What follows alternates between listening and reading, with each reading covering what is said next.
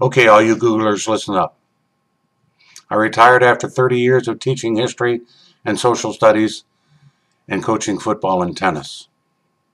And now that I'm retired, I just sit in my basement and watch CNBC all day to watch where the Google stock price is, to ensure Sam can pay for our lavish retirement lifestyle. I've read all the Google books and love talking to Sam about Google, your current challenges, and more importantly, your current opportunities. So I consider myself a credible advisor and counselor. So pay attention. There are 5 lessons that I taught Sam growing up that I think can apply to you, where you guys are as a team and as a company. Number 1, big shots are little shots who keep shooting. All the great ones consider themselves the underdog and always work their butts off. They never get the big head, never get cocky. You're only as good as your last loss.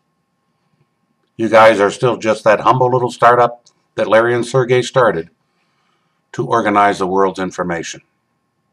Stay humble, stay hungry, and you'll deliver the impossible. All the great ones do because they don't consider themselves big shots. They're just little shots who keep shooting.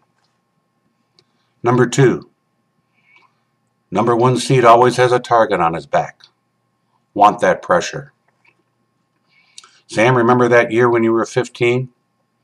When you had that big year, made the Nationals, and you set the world on fire? Remember how fun but easy that was? You were the underdog. No one knew about you.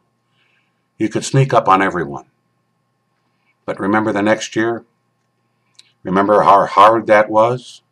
Remember how everyone brought their A game when you played them? Remember the pressure you were under? It feels like that is where you guys are at these days. Remember the enormous responsibility that comes with being number 1. Everyone is gunning for you. There is no place to hide. You have to raise your game and bring it every day. Relish that, but make sure you work your butts off and stay at the top of your game every day. That is your responsibility as the number 1 seed. Number 3, if you can meet with victory and defeat and treat those 2 imposters just the same, then you will be a man, my son. Remember how demoralizing it was for your opponent when it would be a very close match and he looked across the net at you and you weren't sweating? You were calm, cool, and collected. It would freak him out. He didn't think he could break you. Same with life and in business. You need to treat wins and losses the same on the outside. Don't get too high or don't get too low. And especially make sure you don't show your opponent or your team how wiggy you are inside. Portray confidence. Portray calmness. Learn from those losses and let them go. Be steady on the outside, even if you are in knots on the inside. Number 4, luck is when opportunity meets preparation. Sam, you were never a great athlete like your dad.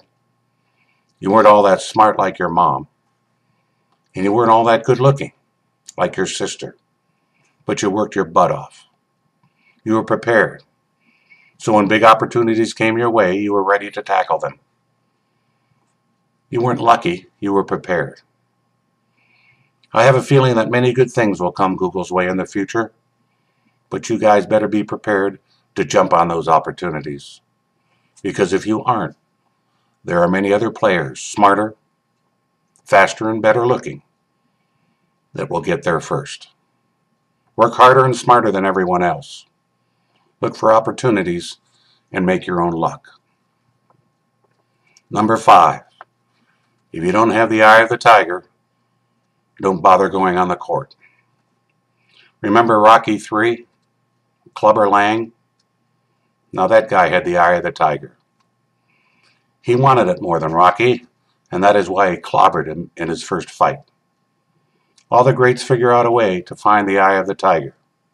Rocky lost it, but he found it and regained his title. He reclaimed the passion, fun, and love for the game that he had lost. I always told you that you shouldn't play the game unless you are as passionate about it as when you first picked up the racket. Now you guys need to do the same. You can't get soft. You can't get fat. You can't get complacent. Do you think Facebook, Apple, and Twitter aren't working their butts off? Damn straight they are. They have the eye of the tiger. They want what you guys have. So if you as a person, or you as a team, or you as a company don't think you have the passion you once had, you better find it quick. Get the eye of the tiger back.